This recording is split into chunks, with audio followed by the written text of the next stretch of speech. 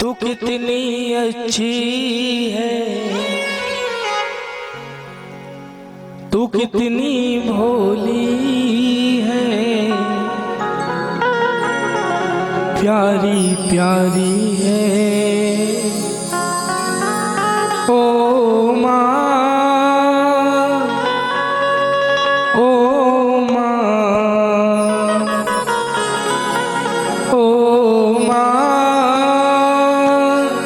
प्यारी माँ, तू कितनी अच्छी है, तू कितनी भोली है, तू कितनी अच्छी है, तू कितनी भोली है, प्यारी प्यारी है।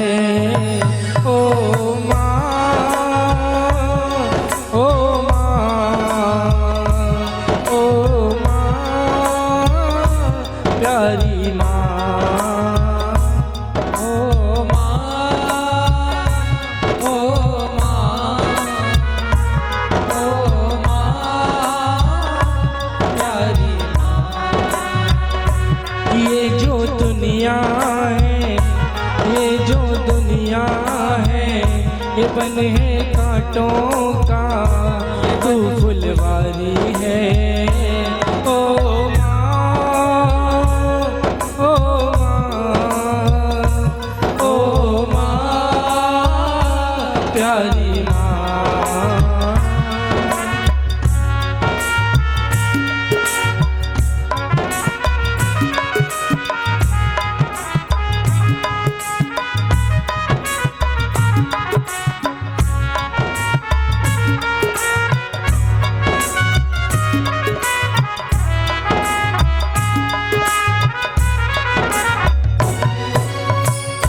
दुखन लागी है माँ तेरी अखियाँ, दुखन लागी है माँ तेरी अखियाँ, दुखन लागी है माँ तेरी अखियाँ, दुखन लागी है माँ तेरी अखियाँ।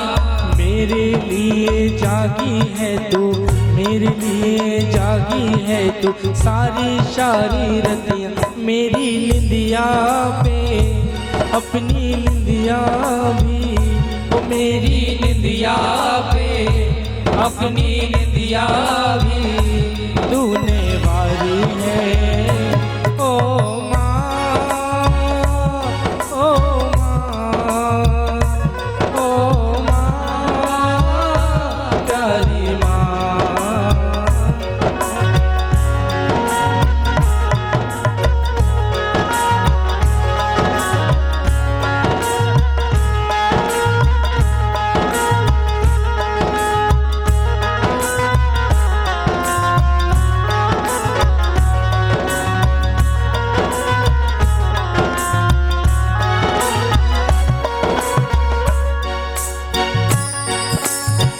अपना नहीं तुझे शब्दों के कोई, अपना नहीं तुझे शब्दों के कोई। मैं मुस्काया तू मुस्काई, मैं मुस्काया तू मुस्काई, मैं रोया तू रोई, मेरे हंसने पे, मेरे बसने पे तू बलिहारी है। ओ माँ,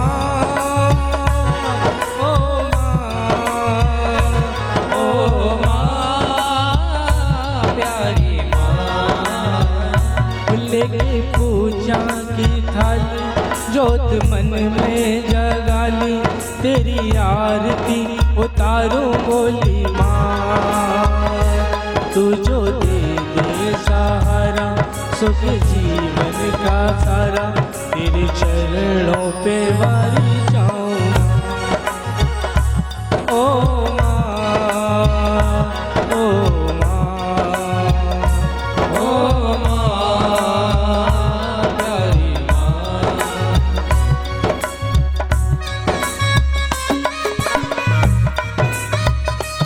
राधा रमण सरकार की।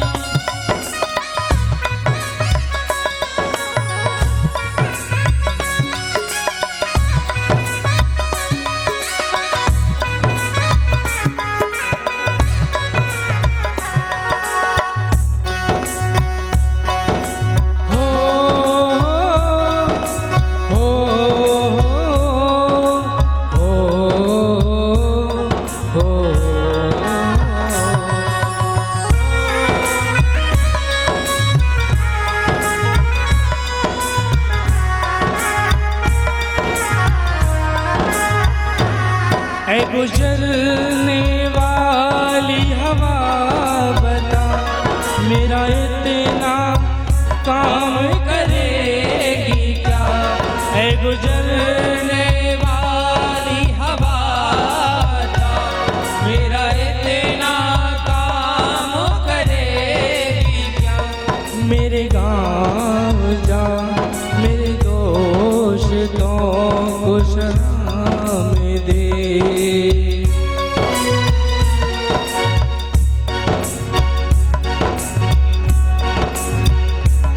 वहीं थोड़ी दूर है घर मेरा, जहाँ रहती है मेरी बूढ़ी माँ।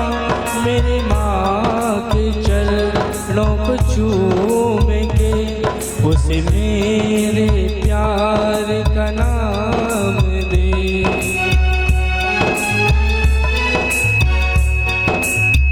मैं वापस आऊँगा, मैं एक दिन आऊँगा, मैं वापस आऊँगा, मैं एक दिन आऊँगा।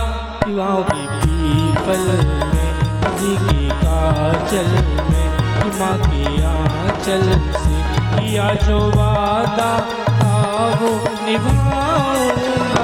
मैं एक दिन आऊँगा, मैं एक दिन आऊँगा, मैं एक दिन आऊँगा। माँ बच्चों की जा होती है, माँ बच्चों की जा होती है, माँ बच्चों की जा होती है, माँ बच्चों की जा होती है। वो होते हैं किस्मत वाले, वो होते हैं किस्मत वाले, जिनकी माँ होती है। तू कितनी न्यारी है, तू कितनी प्यारी है, दुल्ही वाली है। ओ माँ, ओ माँ, ओ माँ, प्यारी माँ। ओ माँ, ओ माँ, ओ माँ, प्यारी माँ। ओ भोली प्यारी माँ, ओ न्यारी माँ। बोले भक्तवत्सल भगवान जय हो। धन्य है द्रौपदी, द्रौपदी जैसी माँ।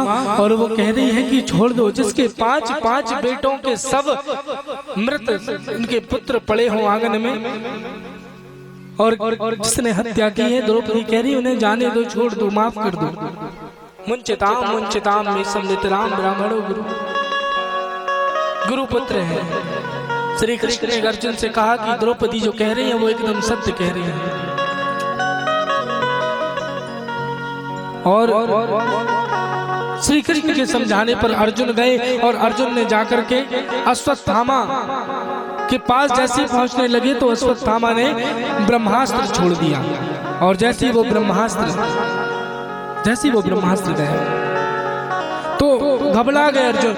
अर्जुन ने भगवान श्री कृष्ण की शरण में गए, प्रभु ये ब्रह्मास्त्र से कैसे बचा जाए।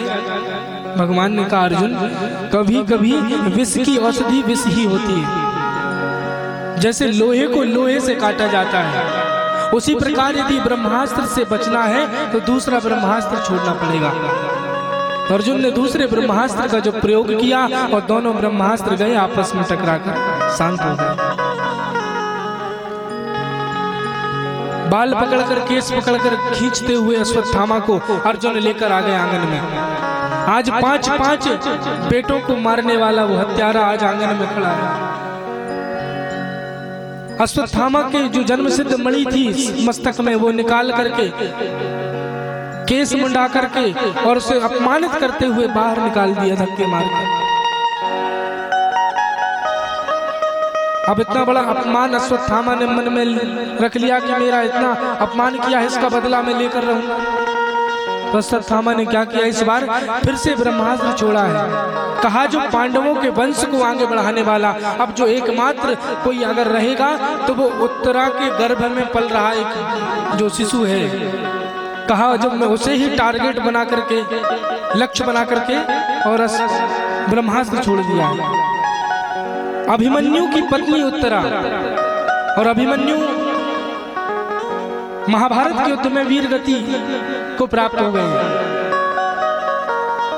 उत्तरा के गर्भ में जैसे ही वो ब्रह्मास्त्र जब दूर से ही जलाने लगा तो उत्तरा दौड़ती हुई और श्री कृष्ण के पास पहुंची और हाथ जोड़कर कहने लगी, कृष्ण कृष्ण महाबाहो भक्तानाम भयंकरः त्वमेको दयमाना पावको असि संस्कृता।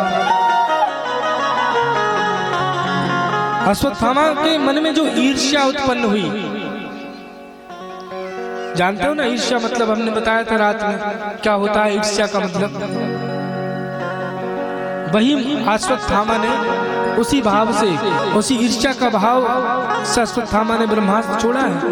जब उत्तरा हाथ जोड़कर श्री कृष्ण से प्रार्थना करने लगी तो भगवान श्री कृष्ण उत्तरा के गर्भ में प्रवेश कर जाते हैं अंगूठे के बराबर बनकर, और उत्तरा के गर्भ में जाकर के और श्री कृष्ण अपने चतुर्भुज स्वरूप में शंख चक्र गदा पद्म लिए और उस शिशु को दर्शन देते हैं जो गर्भ में पल रहा है।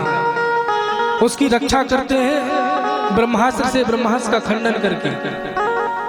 और भगवान जब पुनः वापस आ गए और जब जाने लगे,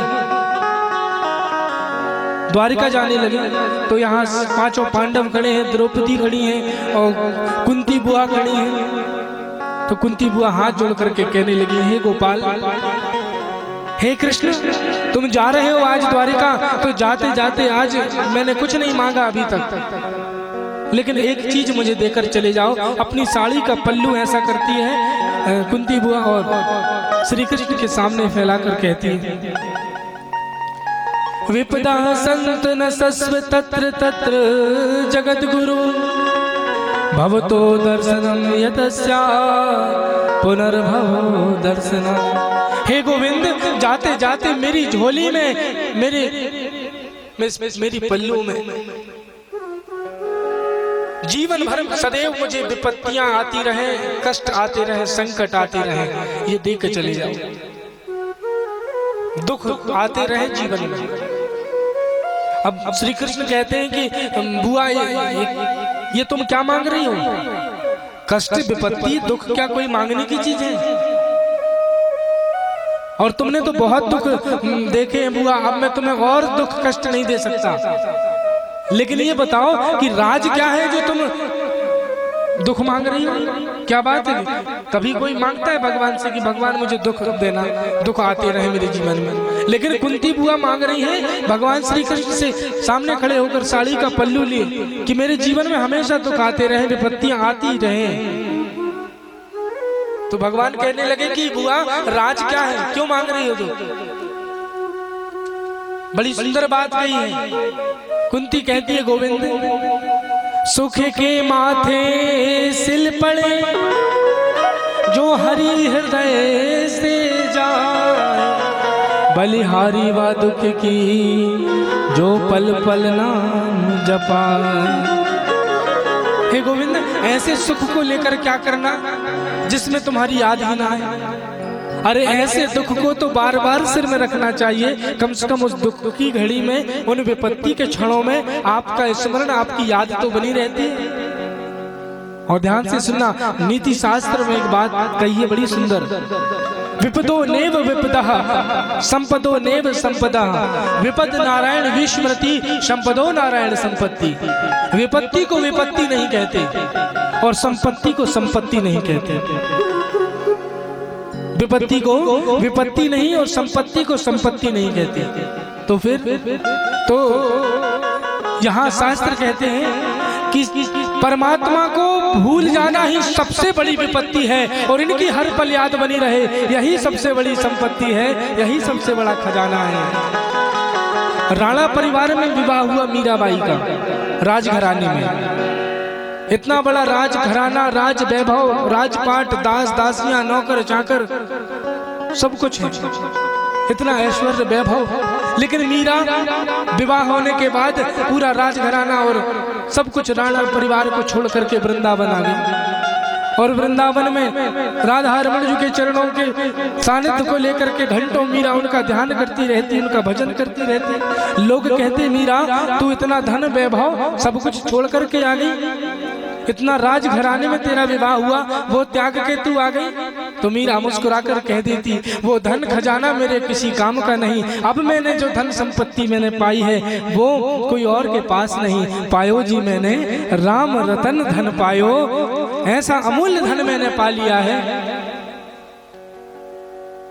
मीरा के सुंदर बड़े भाव हैं, ये बातें कहने और सुनने के लिए जीवन में अपनाने की भी है। और भगवान जब जाने लगे तो पांचों पांडव और कुंती बुआ और द्रौपदी साथ में कहाँ आते हैं? युद्ध भूमि जहाँ कुरुक्षेत्र महाभारत का युद्ध हुआ था, जहाँ पर भीष्म पितामह बाणों की सैया पर लेटे हुए कि कब सूर्य उत्तरायण हो और कब अपना शरीर छोड़े। इच्छा मृत्यु का वरदान पितामह भीष्म को। श्री कृष्ण पहुंचे, भीष्म पितामह बाणों की सैया पर, सैकड़ों बाण शरीर में विच्छेदित हैं, एक एक शरीर के अंग अंग से खून निकल रहा है, रक्त निकल रहा है, सारा रक्त निकल चुका है। भीष्म पितामह के पास पहुंचते पहुंचते श्री कृष्ण प्रभु मुस्कुरा रहे हैं और भीष्म पितामह की आंखों में आंसू, रो रहे हैं। भीष्म पितामह कहने लगे कि हे कृष्ण, हे केशव, मुझे याद नहीं आ रहा कि मैंने अपने जीवन में ऐसा कौन सा अपराध, कौन सा पाप किया था जिसकी सजा मुझे मिल रही है।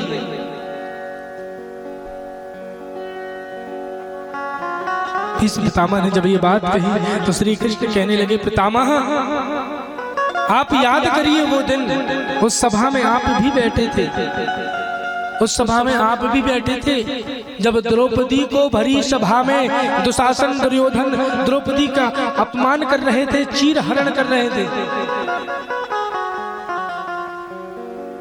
लेकिन उस सभा में आप तो विद्वान थे, महापुरुष थे, नैष्ठिक ब्रह्मचारी थे। आप चाहते तो आप दुर्योधन को दुशासन को रोक सकते थे, लेकिन आप उस भरी सभा में एक से एक बड़े बड़े विद्वान महात्मा बैठे रहे, एक नारी का अपमान होते सब देखते रहे। एक नारी के सम्मान की, उसके लज्जा की रक्षा किसी ने नहीं की। और पितामह आप भी मौन धारण किए, नीचे मस्तक झुकाए आप देखते रहे। उसी का एक नारी के सम्मान की रक्षा ना करने के कारण, एक नारी का अपमान और अपनी आंखों से देखते आप रहे, उसी के दंड आपको मिल रहा है। और ध्यान देना, एक भिन्नता हम आपको बता रहे हैं, ये तो भीष्म पितामह की बात होगी। यहाँ देखिए भिन्नता आपको समझ में आएगी स्पष्ट, बड़े ध्यान से सुनना, सावधानी से। रामायण के उस चरित्र को याद करिए, जटायु जी वाला। अधम पक्षी गिद्धराज जटायु। जब रावण आया और रावण पंचवटी से माँ जानकी का हरण करके ले जाने लगा सीता जी का, तो माँ सीता जोर जोर से रोने लगी विमान में बैठ करके। और माँ जानकी के करुण क्रंदन को सुन करके जब जटायु जी ने सुना तो जटायु जी उस विमान के पीछे लग गए और रावण से अपने प्राणों की परवाह ना करते हुए भी एक नारी के सम्मान की रक्षा के लिए, एक नारी के इज्जत को बचाने के लिए, और जटायु जी गिद्धराज जटायु रावण से भिड़ गए। रावण ने दोनों पंख काट डाले और जटायु जी नीचे भूमि पर गिर पड़े। तो मौत आई जटायु जी के पास, और मौत जब आई तो दूर से ही मौत को ललकार दिया जटायु जी ने कि खबरदार, जो मुझे छूने की भी कोशिश की, मैं मौत तुझे स्वीकार तो करूंगा, लेकिन तू मुझे तब तक छू नहीं सकती, तब तक स्पर्श नहीं कर सकती, जब तक मैं माता सीता की सुधि प्रभु श्री राम को नहीं सुना देता, तब तक तू मुझे स्पर्श नहीं कर सकती। और देखिए हुआ भी वही। जब प्रभु श्री राम आए और मेरे रघुवर जब आए तो भगवान राम ने जटायु जी का मस्तक अपने गोद में रखा है, अपनी गोद में। और जटायु जी के जो पंख कटे हैं, जो घाव बने हैं, और प्रभु देखिए मेरे राम के आंख में, यहाँ बाबा तुलसी कितनी सुंदर बात कह रहे हैं मानस में। जल भरी नयन कहते रघुराई, जल भरी नयन कहते रघुराई, जल भरी नयन कहते रघुराई, जल भरी नयन कहते रघुराई, जल भरी नयन कहते रघुराई, जल भरी नयन कहते रघुराई, तात करम ते निज गति पाई, तात करम ते निज गति पाई, जल भरी नयन कहत रघुराई। मेरे राम आंखों में जल भरकर आंसू नीचे नहीं टपकने दे रहे। क्यों? आंसू नीचे टपकेंगे कैसे होते हैं? आंसू का प्रकृति खारा रहते हैं, उसमें नमक होता है।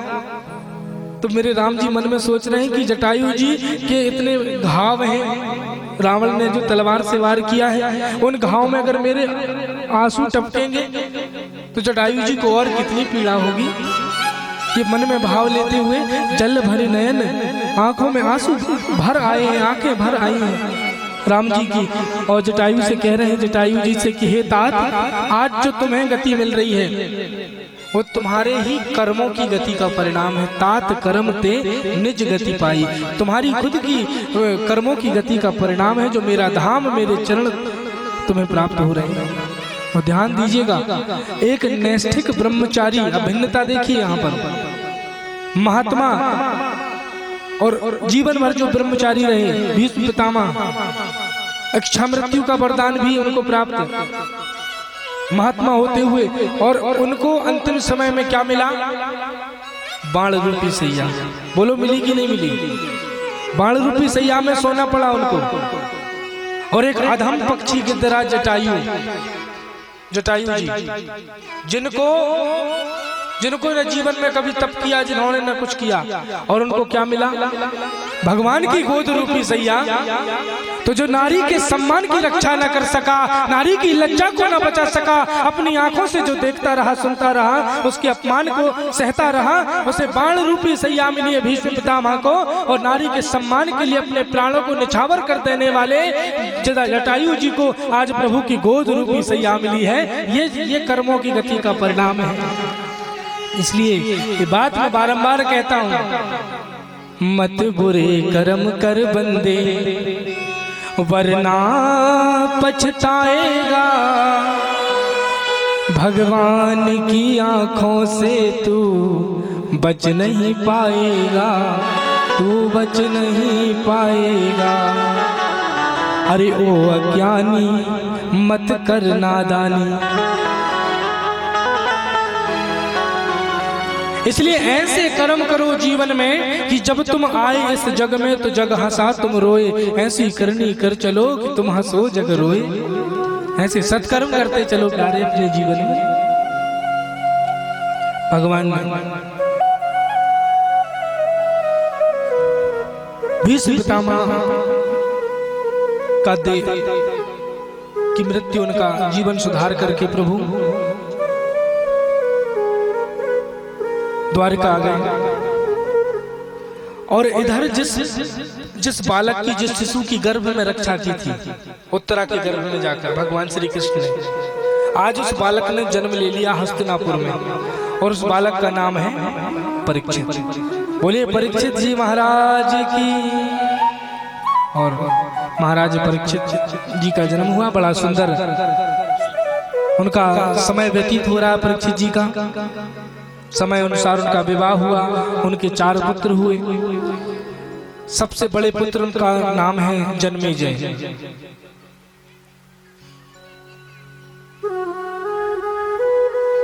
इसलिए जीवन में कहते हैं कि जब जैसे परीक्षित जी को लगा कि मेरा बेटा, मेरा पुत्र अब पूरे राज्य कार्य को संभालने लगा, तो अब मुझे ऊपर की तैयारी कर लेनी चाहिए। ऊपर की तैयारी का मतलब समझ रहे हो ना आप? ऊपर की तैयारी का मतलब होता है, जैसे मान लो हमें एक हफ्ते के लिए हरिद्वार जाना है, बनारस जाना है, वृंदावन धाम जाना है, रामेश्वरम, जगन्नाथपुरी, आपको एक हफ्ते के लिए 10 दिन के लिए जाना है। तो उस वहां जाने के लिए हम कितनी तैयारी करते हैं बोले जरा भाई। एक 15 दिन पहले से हम अगर ट्रेन से जाना है तो रिजर्वेशन करवाना, फिर सारे सामान 10 दिन के लिए जा रहे हैं भैया, जाते जाते तक बैग खोल खोल कर देखेंगे कहीं कुछ छूट ना गया हो, कोई चीज भूल ना गए हो। अब विचार करो कि एक हफ्ते 10 दिन की संसार की यात्रा की हम इतनी तैयारी करते हैं, और एक ऐसी यात्रा जिसे हमें और आपको सबको एक दिन करनी है, वो परलोक की यात्रा, वहां की हम क्या तैयारी किए हैं अभी तक? कभी चिंतन करते हैं हम कि जरा देखें तो खोल कर हम अपने जीवन का पिटारा कि हमने वहां की तैयारी कितनी कर ली है, कितने सत्कर्म हमारे जीवन में हमने किए हैं। महाराज परीक्षित यही कर्म करने के लिए, अपने वही तैयारी करने के लिए कि अब मेरा बेटा संभालने लगा है राजपाट, जन्मे जाए, अब मुझे ऊपर की तैयारी कर लेनी चाहिए। महाराज परीक्षित जी, और एक बात बहुत ध्यान से सुनना, सबको 24 घंटे ही मिलते हैं, सबको। अब इन 24 घंटों में हमें प्रतिदिन भगवान के लिए या अच्छे कर्म के लिए कितना समय निकालना है, ये हम और आपको खुद निर्धारण करना पड़ेगा। 24 घंटे तो सबको मिले हैं, उन्हीं 24 घंटों में हमें सारे कार्य करने हैं। अब 3 घंटे तो क्या महाराज, 3 मिनट भी सही ढंग से निकाल लो तो जीवन सफल हो जाएगा।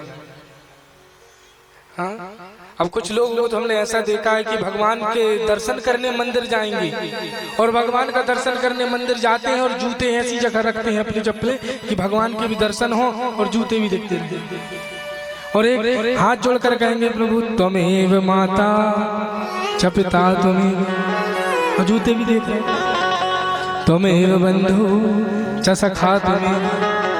अब ऐसी भक्ति से भगवान मिलेंगे।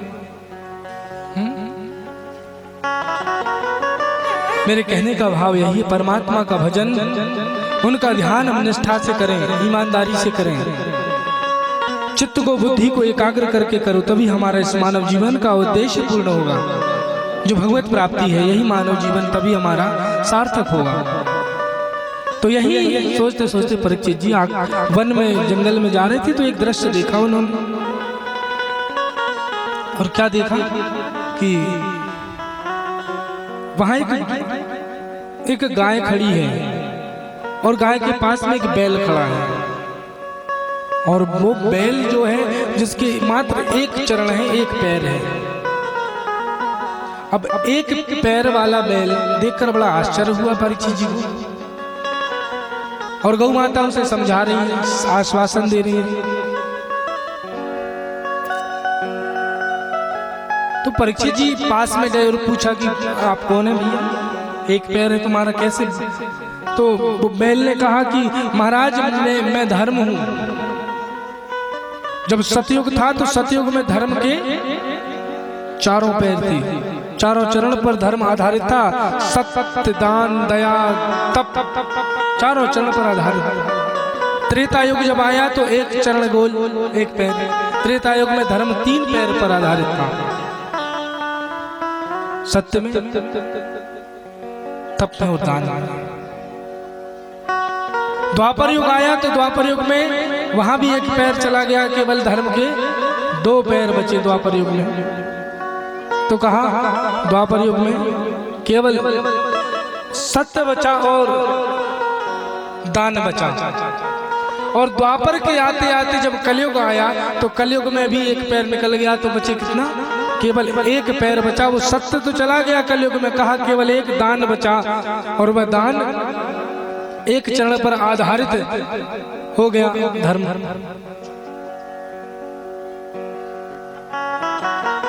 और इसी सेवा भाव से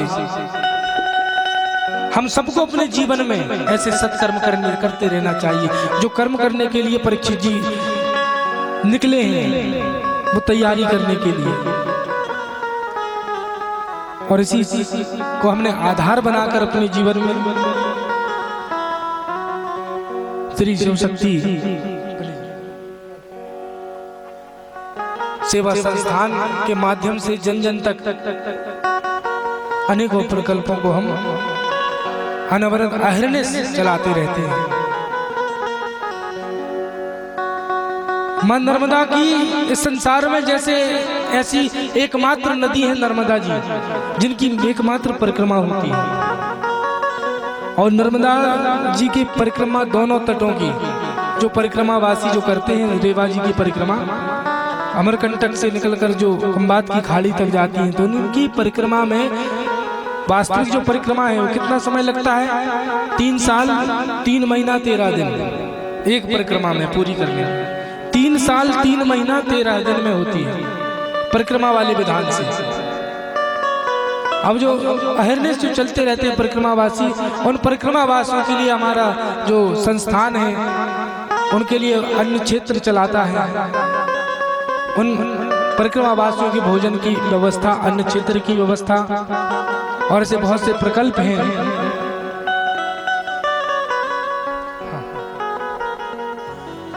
बोलिए श्री भक्तवत्सल भगवान की राधे। बोलो वृंदावन बिहारी लाल की जय। पूज्य महाराज जी के द्वारा जीवन काल का संकल्प शिव शक्ति सेवा संस्थान के प्रकल्प में शिव शक्ति कामधेनु गो सेवा संस्थान के द्वारा मां नर्मदा के परिक्रमा मार्ग में मां नर्मदा मंदिर निर्माण उत्तर तट पद्मी घाट में चल रहा है। और गौ सेवा संस्थान में गौ माताओं के लिए, असहाय गौ माताओं के लिए सुंदर गौशाला का निर्माण चल रहा है। और संस्थान का प्रकल्प है गरीब विद्यार्थियों के लिए निःशुल्क शिक्षा प्रदान करना, अन्न क्षेत्र परिक्रमा वासियों के लिए प्रदान करना।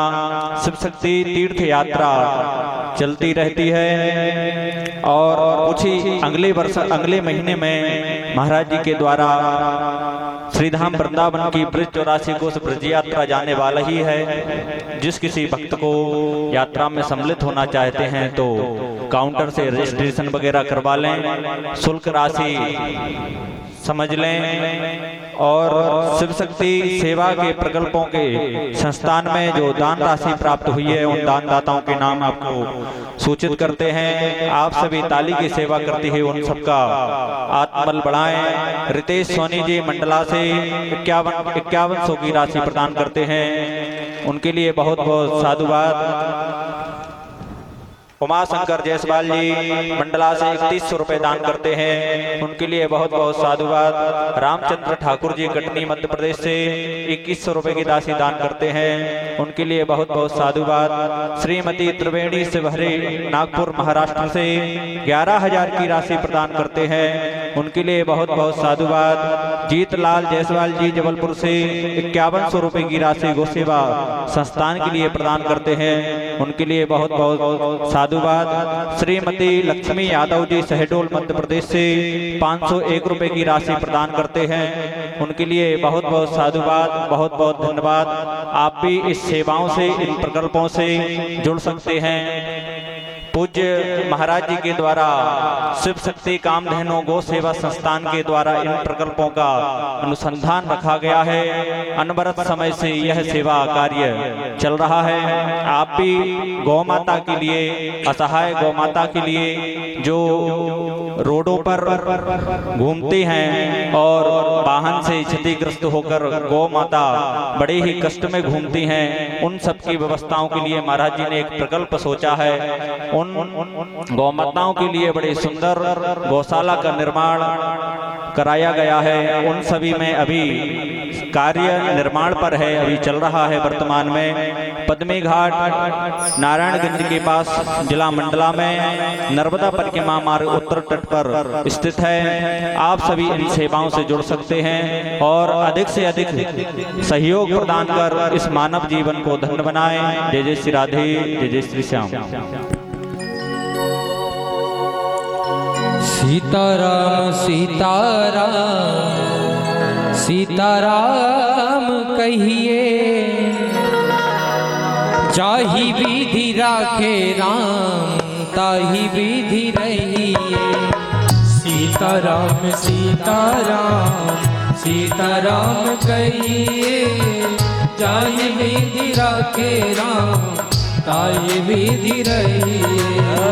सीताराम सीताराम सीताराम कहिए, जाहि विधि राखे राम ताहि विधि रहिए।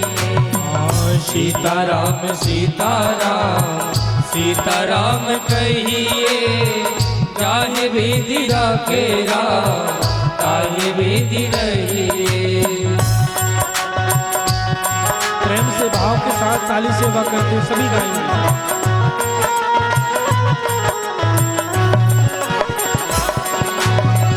ये बांके बिहारी लाल की। अरे जरा ताली बजा दो।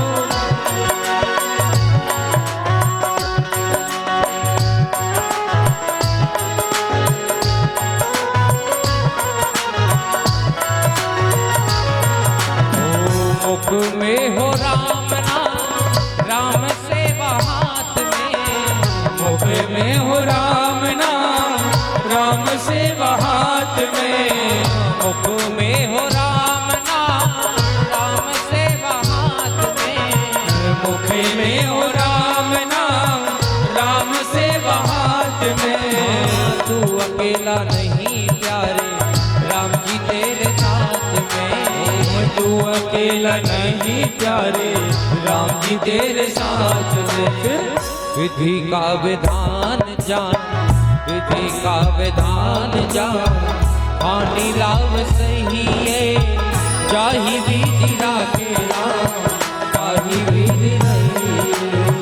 सीताराम सीताराम सीताराम कहिए, जाहि विधि राखे राम ताहि विधि रहिए।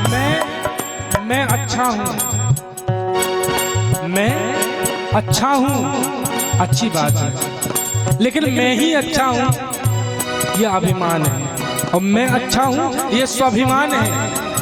इसलिए अभिमान से बचिए। अब मैं ही अच्छा हूँ ये तो अभिमान हो गया, इसलिए इस अभिमान से बचा जाए। तो साधक कहता है कि जीवन में किया अभिमान तो फिर मान नहीं पाएगा, किया अभिमान तो फिर मान नहीं पाएगा, किया अभिमान तो फिर मान नहीं पाएगा, किया अभिमान तो फिर मान नहीं पाएगा।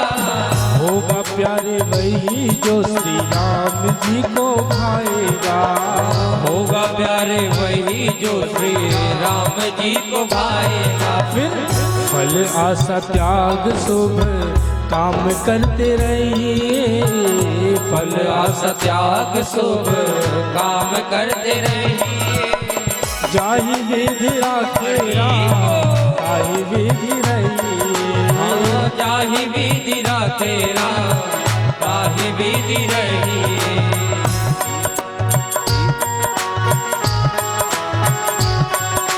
बोलिए भक्त वत्सल भगवान की।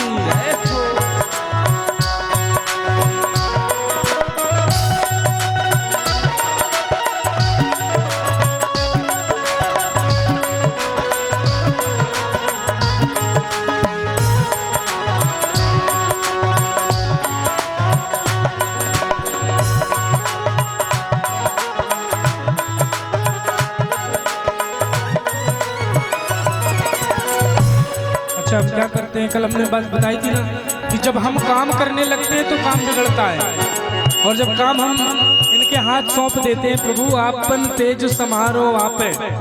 अब आपका काम है, एक कथा हो रही है, कथा को कैसे करवाना है, कैसे करना है, पूर्ण आप जाना। हमने काम सौंप दिया प्रभु आपको। जिंदगी की डोर सौंप नाथ दीनानाथ के, जिंदगी की डोर सौंप हाथ दीनानाथ के, जिंदगी की डोर सौंप हाथ दीनानाथ के, जिंदगी की डोर सौंप हाथ दीनानाथ के। महलों में राखे चाहे झोपड़ी में वास दे, ओ महलों में राखे चाहे झोपड़ी में वास दे। महलों में राखे चाहे झोपड़ी में वास दे। महलों में राखे चाहे झोपड़ी में वास दे। तो धन्यवाद निर्विवाद राम राम कहिए, धन्यवाद निर्वाद राम राम कहिए। जाहि विधि राखे राम ताहि विधि रहिए। जाहि विधि राखे राम ताहि विधि रहिए। सीताराम सीताराम सीताराम कहिए, ताहि विधि राखे राम ताहि विधि रहिए। जाहि विधि राखे राम ताहि विधि रहिए।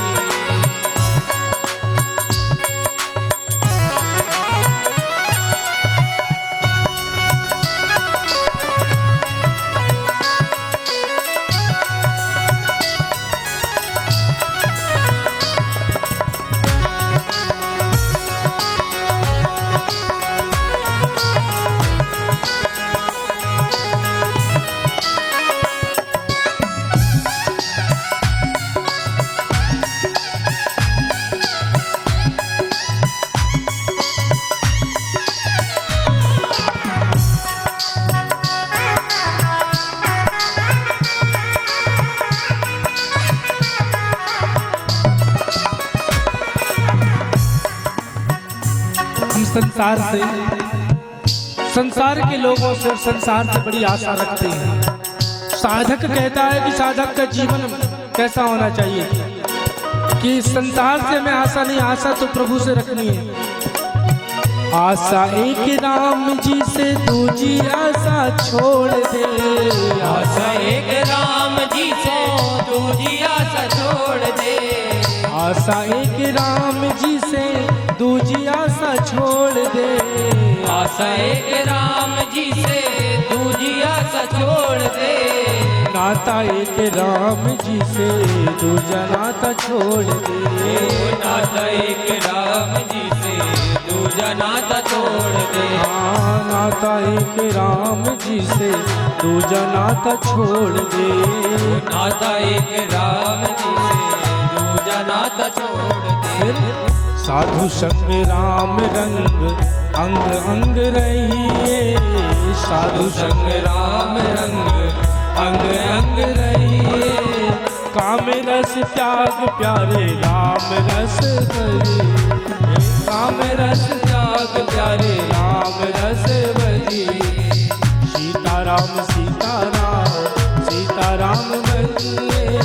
जाहि विधि राखे राम ताहि विधि रहिए। सीताराम सीताराम सीताराम कहिए। ताहि विधि राखे राम ताहि विधि रहिए। ये भक्त वत्सल भगवान की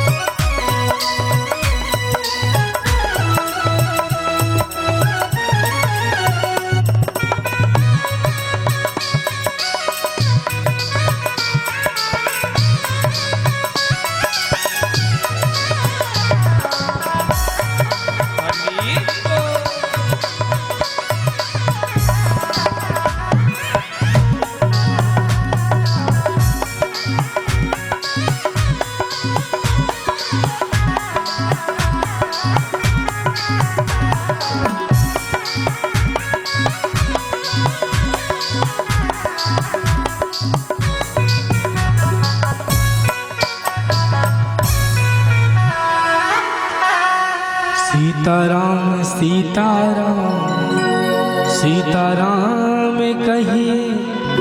जाहि विधि राखे राम ताहि विधि रहिए। तो जीवन में परीक्षित जी महाराज का पावन प्रसंग है। तो जब उस बैल को एक चरण जिसका एक पैर है उसको देखा परीक्षित जी महाराज थोड़ी देर बाद देखते हैं कि सामने से एक काला पुरुष हाथ में तलवार लिए और दौड़ के आ रहा है उस बैल का जो एक पैर बचा है उसे भी काटने के लिए। मार्ग में सामने खड़े हो गए परीक्षित जी जाकर। जैसे ही परीक्षित जी पहुंचे तो उस काले पुरुष ने तलवार नीचे रखकर चरण पकड़ लिए। परीक्षित जी ने कहा, कौन हो भाई तुम और क्यों मारना चाह रहे हो बैल को, क्यों पीड़ा दे रहे हो?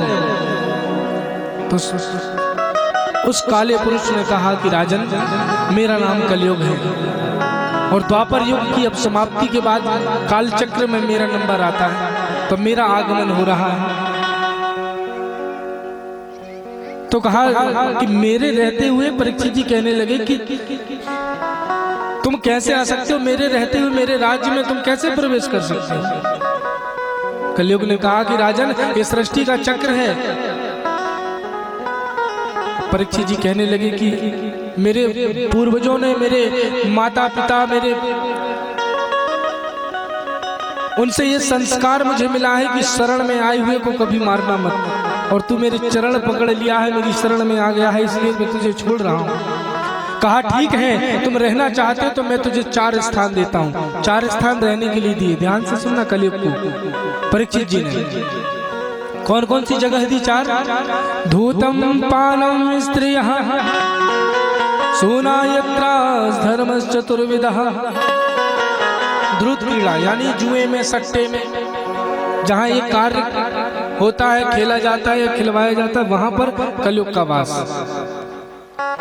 मदिरा में, मद के रूप में, जहां पर शराब मदिरा बेची जाती है या उसका सेवन किया जाता है, वहां कलयुग का वास। दूसरा स्थान दिया।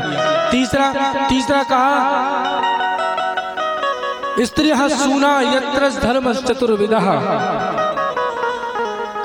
जो कुदृष्टि से पराई स्त्रियों को देखता है वहां पर कलयुग का वास।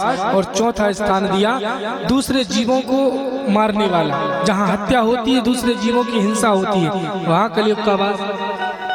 4 स्थान दे दिए तो कलयुग हाथ जोड़कर खड़ा हुआ।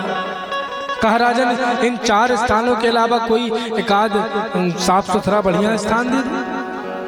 तो बिना सोचे समझे कलयुग को राजा परीक्षित ने कहा कि जाओ, तुम्हारा स्वर्ण में वास होगा, सोने में कलयुग का वास। देखो कुछ मैया ऐसे देखने लगी सोने में, आपके सोने में नहीं है।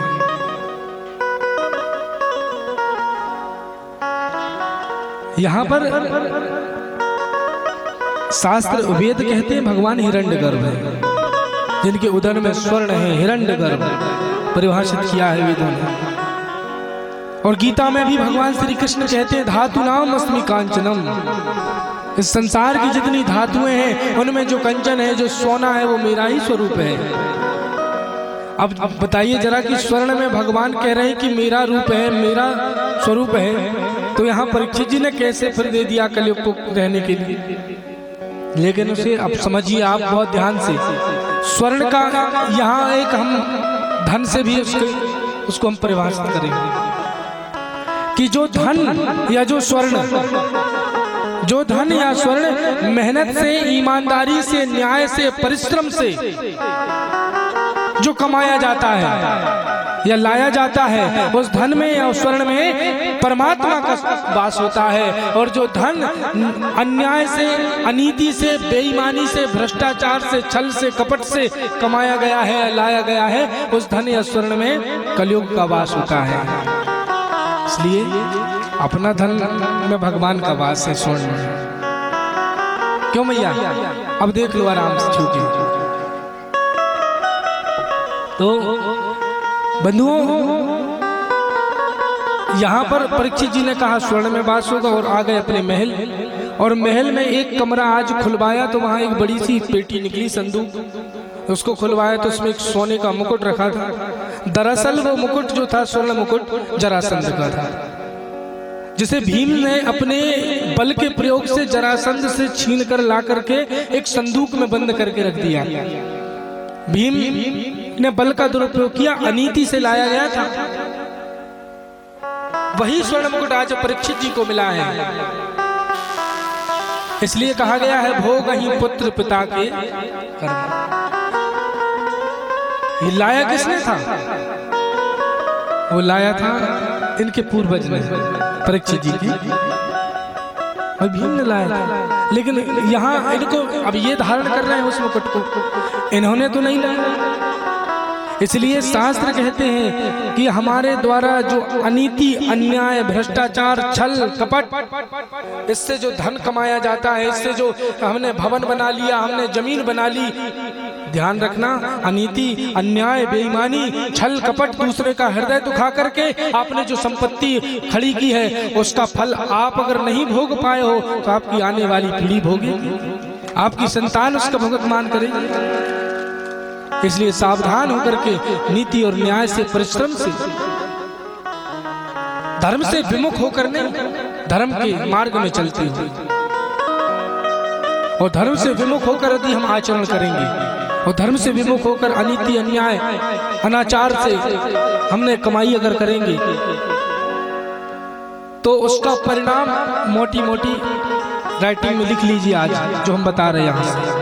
अंत में उसका परिणाम क्या होता है? दुख, क्लेश, अशांति, रोग, मृत्यु, ये परिणाम होते हैं। भले ही कुछ दिनों के लिए आपको आनंद मिले, और नीति, न्याय, धर्म के मार्ग में चलते हुए भले ही आज नहीं तो कल मिलेगा, थोड़ा समय जरूर लगता है, लेकिन जो उससे, तो उसमें क्या मिलता है वो भी लिख के रख लीजिए आप, सुख, शांति। सबसे बड़ी चीज है शांति। तो वो आपको जीवन भर, आपकी आने वाली पीढ़ी भी उस सुख का उपयोग करेगी और सुख को भोगेगी और शांति से रहेगी। तो परीक्षित जी ने उस मुकुट को धारण जैसे ही किया, पहना, तो पहनते साथ ही उस मस्तक में धारण करती मस्तक में कलेब बैठ गया, क्योंकि अनीति, अन्याय से कमाया गया, लाया गया मुकुट था। अब परीक्षित जी को तो नहीं पता था पिताजी ने कहाँ से लाए हैं, चाचा ने कहाँ से बनाए हैं, दादा ने कहाँ से लाए थे, पहन लिया। अब उनके बुद्धि मन में आया, यहाँ भागवत जी में एक शब्द लिखा है कि परीक्षित जी कभी शिकार में नहीं जाते थे, कभी दूसरे जीवों की हिंसा नहीं करते थे, लेकिन यहाँ एकदा शब्द का प्रयोग हुआ है। एकदा मतलब एक बार ही गए हैं वो, वही मुकुट पहनकर, मन में भाव आ गया शिकार में जाने का, शिकार करने गए, वहां अनेक जीवों को मारा, हिंसा करते करते जब बहुत दूर निकल गए और भूख और प्यास से पीड़ित हो गए, बड़ी जोर से प्यास लगी, जल कहाँ मिलेगा, जल की खोज करने लगे। देखा दूर एक आश्रम, पर्णकुटी, पत्तों की एक बढ़िया कुटी बनी हुई थी, वहां एक ऋषि बैठे थे ध्यान में, बहुत जल की याचना की उन्होंने महात्मा जी से। अब उनकी समाधि लगी हुई थी, ध्यान में बैठे हुए थे, बहुत जल की याचना की, जल उठकर देना पड़ेगा, इसलिए आंख मूंद कर बैठा है ये महात्मा। ऐसा भाव आ गया परीक्षित जी के मन में कि जल ना देना पड़े। तो देखा आसपास एक मरा हुआ सांप पड़ा था, मृत सर्प, उसे अपनी बाण निकाला, उसे बाण की नोक से उठाया और ऋषि के गले में डाल दिया, पहन दिया। अब ये ऋषि, दरअसल ये ऋषि है समीक ऋषि, और वहां से परीक्षित जी चले गए। थोड़ी देर बाद समीक ऋषि के पुत्र श्रृंगी, उनके पुत्र हैं श्रृंगी ऋषि, खेलते खेलते आए और पिताजी के गले में मृत सर्प देखा, मरा हुआ सांप। तो जैसे ही देखा, क्रोध से आंखें लाल कर ली, मेरे पिता का अपमान जिसने किया, कमंडल रखा हुआ था, बाजू में जल लिया, हाथ में अंजुली में जल लेकर श्राप दे दिया कि जिसने भी मेरे पिता के गले में ये मृत सर्प डाला है, 7वें दिन यही नाग तक्षक बन करके उसकी मृत्यु का कारण बनेगा, उसको डसेगा, तक्षक नाग से उसकी मृत्यु होगी। श्राप दे दिया और खड़े होकर रोने लगे पिताजी के बगल में। पुत्र की रोने की आवाज सुनकर समाधि से उठ खड़े हुए समीक ऋषि और कहने लगे, बेटा क्यों रो रहे हो? कहा, पिताजी आपके गले में किसी ने ये मरा हुआ सांप डाल दिया, मृत सर्प डाल के चला गया। समीक ऋषि ने देखा, अरे बेटा, मुस्कुराते हुए कहते हैं ऋषि, कि मरा हुआ ही तो डाला है, और जिंदा भी डालता तो कोई फर्क नहीं पड़ता। हम तो योगी हैं, ऋषि हैं, मृत्यु को भी अतिक्रमण कर चुके हैं। और वैसे जिसने भी ये कार्य किया है, जिसने भी ये डाला है मरा हुआ सांप, तो उसने हमारा अपमान नहीं किया बेटा। ये बताओ अच्छा, किसके गले में सर्प शोभित होता है, किसके गले में नाग रहता है? शंकर जी के, महादेव के। अब जिसने भी बेटा ये हमारे गले में नाग डाल के गया है, तो उसने हमारा अपमान नहीं किया, बल्कि उसने तो हमें शंकर जी के समकक्ष दर्जा प्रदान करके चला गया है, सम्मान किया है उसने हमारा। तो लेकिन तुमने क्या किया? कहा पिताजी श्राप दे दिया, श्राप दे दिया। आंखें बंद करके देखा समीक ऋषि ने, तो वो तो और कोई नहीं, परीक्षित जी। कहने लगे पुत्र तुमने उचित नहीं किया। अरे जिनके पूर्वज, जिनके वंश में हमेशा संत और महात्माओं की, ऋषियों की सदैव पूजा और सेवा करते आए हैं, आज जरूर परीक्षित से कोई कारण बन गया होगा जिसने ऐसा काम किया है। लेकिन तुमने अब ऋषि पुत्र का श्राप है, मिथ्या नहीं हो सकता। एक गौरमुख नाम के एक बालक को बुलाया और कहा कि सूचना देकर आ जाओ, महाराज परीक्षित को कि श्राप लग चुका है ऋषि, श्रृंगी ऋषि का। और केवल कितने दिन है तुम्हारे पास? कितने दिन है बोलो जरा? 7 दिन। परीक्षित जी को कितने दिन मिले अब जीवन में? 7 दिन। तो हमें कितने मिले? हमें कितने मिले? 9। हमें भी 7 ही दिन मिले हैं, हम सब परीक्षित ही तो हैं। 7 दिन राजा परीक्षित को मिले हैं, हम भी परीक्षित हैं, हमें भी 7 दिन मिले हैं। सप्ताह में कितने दिन होते हैं? 7 दिन, रविवार से लेकर शनिवार तक। और इन्हीं 7 दिनों में एक ना एक दिन हमारी भी पुण्यतिथि होनी है, निश्चित है। तो ये 7 दिन तो हमें भी मिले। जाकर बताया महाराज परीक्षित को। परीक्षित जी ने उसी दिन सब कुछ अनासक्त होकर के राजकार्यों से और निकल गए। अब अनेक संत महात्मा ऋषि कई बहुत सारे मिले रास्ते में, मार्ग में, पूछने लगे कि 7 दिन में जीवन का कल्याण कैसे हो, कोई उपाय बता दीजिए, कोई मार्ग बता दीजिए। अब सब अलग अलग विधि बतला रहे हैं, कोई कह रहा है कुछ करो, कोई कह रहा है यज्ञ करो, कोई कुछ करो। लेकिन वास्तविक सत्य को जो समझा सके वो नहीं मिल पा रहा है। एक सेठ जी थे, उन्होंने अपने ऑफिस के बाहर एक बोर्ड लगा दिया जैसे कि मुझे ड्राइवर की आवश्यकता है। अब वहां इंटरव्यू देने के लिए दूसरे दिन 3 ड्राइवर आ गए एक समय में। पहले ड्राइवर को सेठ जी ने अंदर बुलवाया तो कहा भैया ये बताओ तुमने क्या विशेषता है ऐसी? कहा सेठ जी मैं 120 की स्पीड में भी आपको गाड़ी चलाता हूं और कितने भी बड़ा गड्ढा आ जाए धीमी नहीं करूंगा, आपको पता भी नहीं चलेगा। ये विशेषता है। कहा अच्छा ठीक है बाहर बैठो आप। दूसरे को बुलाया, दूसरा आया, कहा सेठ जी 80 और 100 की स्पीड में चलाता हूं और 4 फीट 6 फीट का भी गड्ढा रहे तो आपको समझ में नहीं आएगा और आपको सकुशल ले चलूंगा।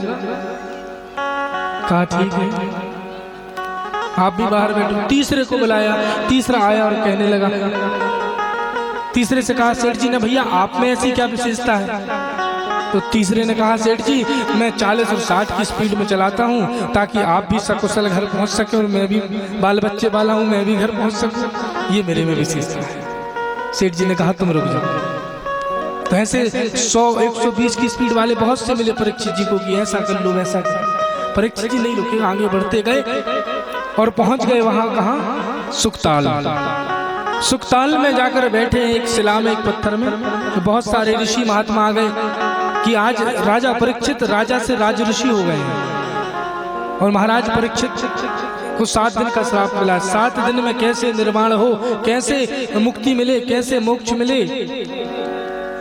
तो बहुत से ऋषि आए, तो वहीं उन्हीं ऋषियों के मध्य में तभी वहां पर परिव्राजक सन्यासी सर्वभूत हृदय 16 साल की जिनकी अवस्था है, गुरुदेव श्री सुखदेव जी महाराज का आगमन होता है। सब उनकी जय जयकार करने लगे। बोले सुखदेव जी महाराज की, पूज्य गुरुदेव भगवान की।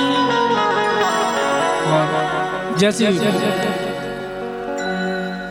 सुखदेव जी महाराज पहुंचे उनका पूजन करने के बाद परीक्षित जी कहने लगे, गुरुदेव आपका आगमन हुआ है, आपका आगमन सदा सर्वदा सबके कल्याण में ही रहता है, आपके दर्शन पाकर मैं धन्य हो गया, और जिसको आपके दर्शन हो जाए उसका जीवन धन्य हो जाता है। पीछे से संतों ने कहा परीक्षित को, अरे परीक्षित जी ज्यादा तारीफ ज्यादा प्रशंसा मत करो सुखदेव जी महाराज की, क्योंकि उनको प्रशंसा और तारीफ सुनना उनको अच्छा नहीं लगता। अगर ज्यादा प्रशंसा करोगे तो उठकर चल देंगे, इसलिए कोई ऐसा प्रश्न कर दो कि उस प्रश्न का उत्तर देने के लिए यहाँ पर रुके रहे। ध्यान दीजिए, अब प्रश्न किया है, प्रश्न किया है, बड़ा सुंदर प्रश्न है महाराज परीक्षित जी का। अतः पृच्छामि संसिद्धिं योगिनां परमं गुरुं पुरुषस्य यत् कार्यं म्रियमाणस्य सर्वथा। म्रियमाण व्यक्ति के लिए गुरुदेव क्या कर्तव्य है, क्या करना चाहिए? अब ध्यान दीजिएगा, म्रियमाण मतलब जिसकी मृत्यु निश्चित हो, जिसकी मृत्यु निश्चित हो, म्रियमाण वो। अब म्रियमाण कौन नहीं है बताओ संसार में? कोई इस दुनिया में ऐसा है जो कहते कि महाराज मैं कभी नहीं मरूंगा? जाना एक दिन सबको है, कि आशाओं का हुआ खात्मा, आशाओं का हुआ खात्मा, दिल की तमन्ना बनी रही, जब परदेसी हुआ रवाना सुंदर काया पड़ी रही, जब परदेसी हुआ रवाना सुंदर काया पड़ी रही। हम सब मरेंगे, बोलो ये सत्य है कि नहीं? डर क्यों रहे, जोर से बोलो। सबको एक दिन जाना है, मरना है, तो हम सब जानते हैं कि ये सत्य है, फिर हम इस सत्य को स्वीकार क्यों नहीं करते? इस संसार स्वीकार क्यों नहीं करता इस सत्य को? फिर क्यों अपनी कुछ तैयारी वो करने क्यों नहीं करता है? क्यों नहीं धीरे धीरे हम संसार से मन को हटाना शुरू कर देते? क्यों हम संसार से, ये वस्तु मेरी है और मैं इससे प्यार करता हूँ। अब बोलो जरा एक बार ईमानदारी से कि हम जो संसार की वस्तुओं को, संसार के विषयों को हम कहते हैं ये मेरी है और हम इससे प्रेम करते हैं, इससे हमारी प्रीति है, इससे हम प्यार करते हैं। अब जरा बोलो कि जब ये वस्तु छूटेगी तो तकलीफ होगी कि नहीं? जब ये वस्तु छूटेगी, हमसे दूर जाएगी तो तकलीफ होगी। इसीलिए संसार को जो अपने करीब रखता है तो संसार जब, और संसार एक दिन छूटना ही ये भी निश्चित है, तो संसार जब छूटेगा तो आपको रोना पड़ेगा। इसलिए कहता हूं संसार के करीब मत रहो, बिहारी जी के करीब रहो, मेरे राधा रमण के करीब रहो, मेरे गोविंद के करीब रहो। संसार छूटेगा ही छूटेगा, ये लिख कर रख लो। इस समय को, इस सत्य को कोई नहीं नकार सकता। इसलिए ये संसार छूटेगा, इस सत्य को हम अच्छे से बांध लें और इससे धीरे धीरे अपने मन को अनासक्त बनाएं, और ये अपने हृदय में, अपने चित्त वृत्तियों में ये बात स्पष्ट लिख लें कि ये संसार मेरा नहीं है, ये वस्तु मेरी नहीं है। मेरे तो कौन है? कहो गोविंद मेरो है, गोपाल मेरो है, बस इसके अलावा और दूसरा कोई नहीं है। संसार में ऐसे हमें जीवन में रहना है। अब पहले से ही अपना माइंड सेट करके रखो, पहले से थिंकिंग बना के रखो, क्योंकि अंत समय जब आता है जीव का, तो ये जिह्वा जो है दो अक्षर का बड़ा सीधा सा सरल सा नाम है राम, लेकिन ये वो राम का नाम ये जिह्वा से निकलता नहीं, दो अक्षर का नाम, लेकिन राम नाम नहीं निकलता जिह्वा से। क्यों? वो इसलिए नहीं निकलता क्योंकि हमने जीवन भर जो किया है, जीवन भर हम जो करते हैं, अंत समय में एक बार उसकी पूरी फिल्म चलती है हमारे आंखों के सामने। आपने जो कुछ भी किया है, तो अब जीवन भर काम काम काम, बस काम किया तो अंत में राम कहां से याद आ जाएगा? अरे भैया, काम करना बुरी बात नहीं, काम करते रहिए, लेकिन हृदय से अपने राम को मत निकालिए, उसे भी साथ में लेकर चलते रहिए। और ये आएगा कब? तो कहा प्रैक्टिस टू बी वॉइस, ये अभ्यास। जब हम इतना करेंगे अभ्यास नित्य अहर्निश सतत। एक बात बताओ मैया इनको ईमानदारी से कि जब पहली बार आपने रोटी बनाई थी तो किस किस ने बिल्कुल गोल रोटी बनाई थी? जीवन में पहली बार जिसने बनाई शुरुआत की जब, तो गोल रोटी जो आज आप बनाती हैं वैसी रोटी पहली बार में बनाई थी क्या? नहीं बनाई। कई प्रकार के नक्शे बने थे, जापान के, फ्रांस के, चीन के। अब वो नक्शों अब आप ध्यान से भी बना रही थी लेकिन फिर भी गोल रोटी नहीं बनी। लेकिन अब अभ्यास करते करते करते करते ये स्थिति हो गई कि आपसे कोई बात भी कर रहा है, आप उससे बात कर रही हैं और रोटी आप बेल रही हैं, इसके बाद भी वो रोटी गोल बनती है। ये अभ्यास का परिणाम है।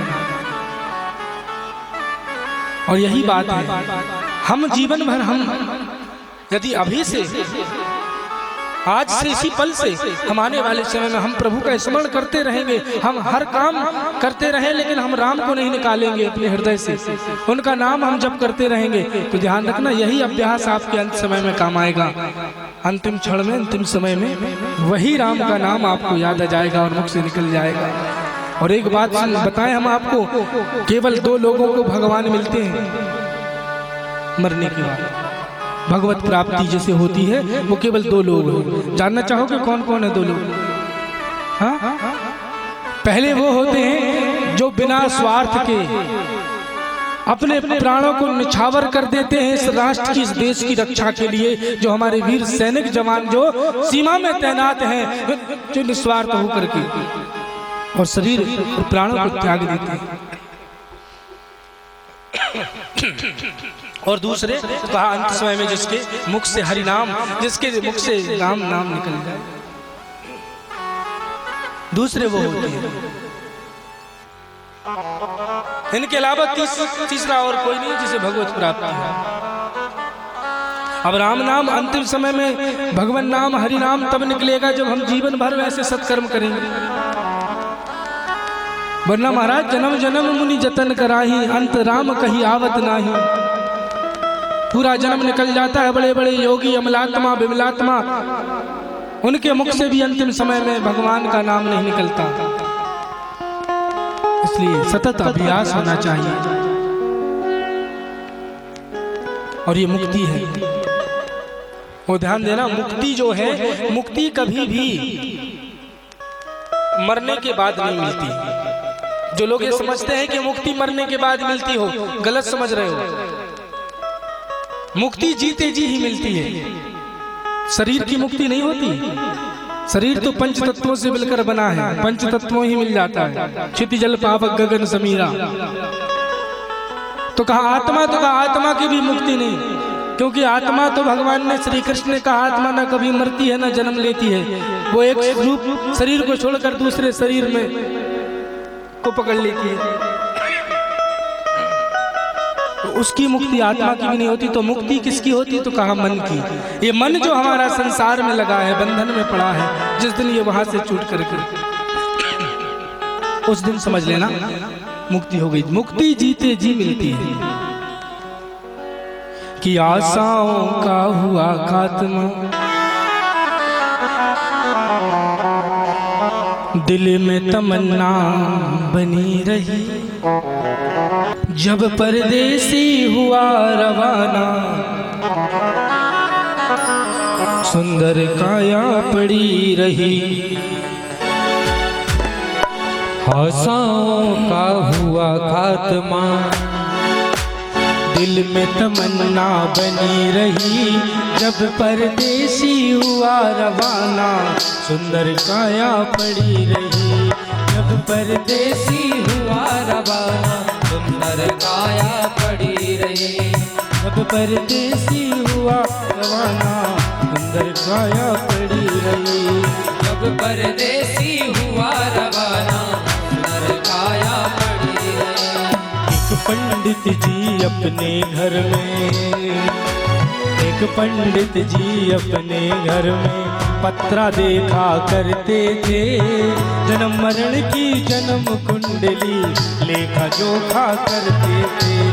जन्म मरण की जन्म कुंडली लेखा जोखा करते थे। एक पंडित जी थे जो सबकी जन्म कुंडली बनाते थे, किसको कब क्या होना है, किसकी मौत कब होगी, कैसे होगी, उससे बचने के उपाय क्या है। लेकिन एक बात बताओ, जो दूसरों की जन्म कुंडली जन्म मरण की लेखा जोखी करने वाले पंडित जी की जब मौत आई तो क्या अपने आप को बचा सके वो? तो कहते अपने आप को भी नहीं बचा सके, पंडित जी को भी मरना। इसलिए याद रखो, एक पंडित जी अपने घर में पत्रा देखा करते थे। एक पंडित जी अपने घर में पत्रा देखा करते थे। जन्म मरण की जन्म कुंडली लेखा जोखा करते थे। मरण की जन्म कुंडली लेखा जोखा करते थे। और जब मरने का टाइम आया, जब मरने का टाइम आया, पोथी उनकी धरी रही। जब परदेशी हुआ रवाना, सुंदर काया पड़ी रही। जब परदेसी हुआ रवाना, सुंदर काया पड़ी रही। एक सेठ दुकान में बैठा, एक सेठ दुकान में बैठा, घटा नफा सब जोड़ रहा। किससे हमको कितने लेने, बही के पन्ने खोल रहा। किससे हमको कितने लेने, वही के पन्ने खोल रहा। एक सेठ जी थे, सबकी जान बचाते थे पैसा दे दे करके। अरे सेठ जी साहब जान बचा लो, 5,000 रुपया दे दो। सेठ जी कहते थे भैया ले लो 5,000 रुपया, 5% लगेगा, 5%। तो सेठ जी की तिजोरी भरती गई, तिजोरियों में धन भरता गया। लेकिन एक दिन ऐसा आया, क्या उनकी तिजोरी में धरा धन क्या उनकी जान बचा पाया? जब मरने का जब समय आता है, एक सेठ दुकान में बैठा, घटा नफा सब जोड़ रहा। किससे हमको कितने लेने, बही के पन्ने मोड़ रहा। किससे हमको कितने लेने, वही के पन्ने खोल रहा। और काल बली का लगा तमाचा, काल बली का लगा तमाचा। कलम